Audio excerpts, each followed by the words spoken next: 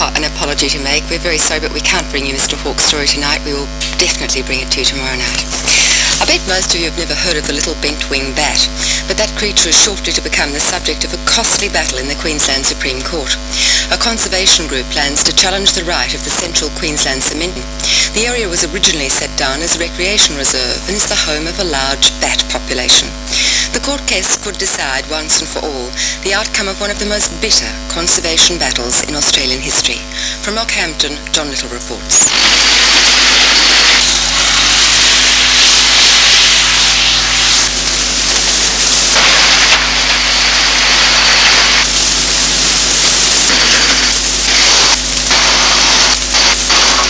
It's the classic conservation dilemma, emotion versus economics.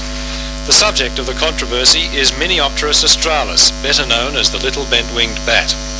The battle is being waged on Mt Etna, an unusual conical hill near Rockhampton on the Central Queensland coast.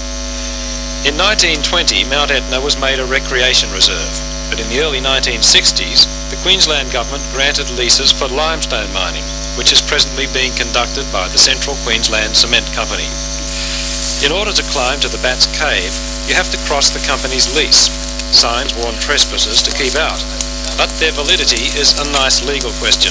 The mountain is still a public reserve, so the company does not try to prevent conservationists visiting the Bat Cleft. The half-mile climb is rewarded by a truly remarkable spectacle.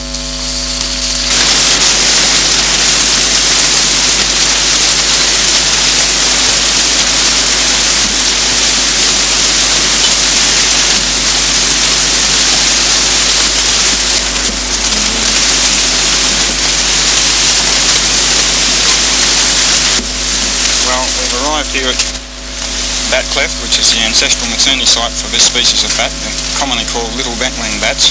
In the next 3/4 of an hour we're going to see about 100,000 fly out.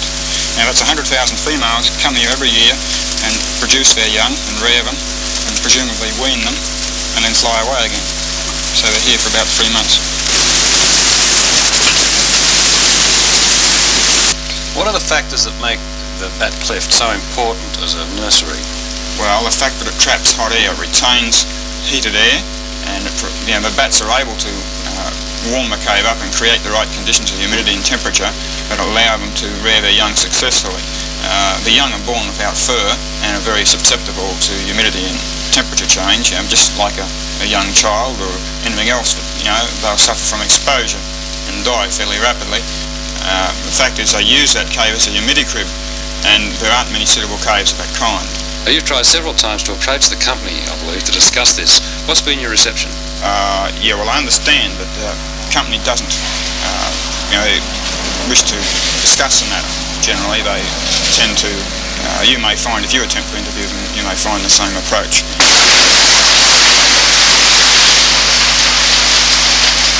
Mr. Simmons was correct. The Central Queensland Cement Company's Rockhampton manager, Mr. Woodcroft, said he had no comment to make. Did the company intend to push their quarry right up to the Bat Cleft? I asked. No comment. Why didn't they want to comment? They didn't wish to go into details, they said. However, the Queensland Minister for Mines, Mr. Ron Cam, did consent to an interview.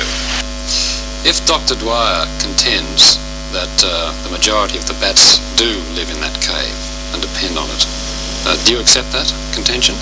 No, I don't accept it. He might be right, but I know he hasn't proved that to me that they are. Well, that the majority of bats live there. If you don't accept the word of a foremost expert, whose word do you accept? Well, how do you mean I don't accept the word of a foremost expert? I'll take his word for it. That's his opinion, but I won't accept that he's right. I'm not doubting his word. Don't try and twist it. I'll accept that his word that he thinks that the vast majority lives there, but his opinion is only his opinion. And there might be other eminent scientists who will disagree with him. So the word of so his opinion then makes no difference to your stand against them? His opinion, yes, I'll recognise his opinion, and then I'll also allay that opinion by my appreciation of what this industry means to Queensland. And what this industry means to Queensland is worth more than the preservation of a colony of bats. They're very adaptable little insects, or little animals, not insects, animals. They're very adaptable, and they've proved themselves that they've proved that they are adaptable. Biologists all seem to say that that's exactly what they're not, that they're not adaptable. Well, I mean, that might be one school of thought from some biologists. Others indicate that they are adaptable. Do they? Which ones? Oh, I don't know. I've got reports here that say that they are adaptable. Have you? Could I see them? No, because they've been sent to me confidentially. When the young bent-winged bats fly for the first time, they have to rest on the cave ledges, where they become prey for frogs and rock pythons. Only a few bats die, and it makes no difference to the delicate balance of nature. When it comes to killing on a massive scale, man has no peer, a fact which the little bent-winged bats may discover only too soon. It was John Little and his report on bats. You weren't supposed to see that until tomorrow night. We'll be back then with more surprises for you and probably for us. Sue? Thanks, Kevin. From all of us here at A Current Affair, until tomorrow night, good evening.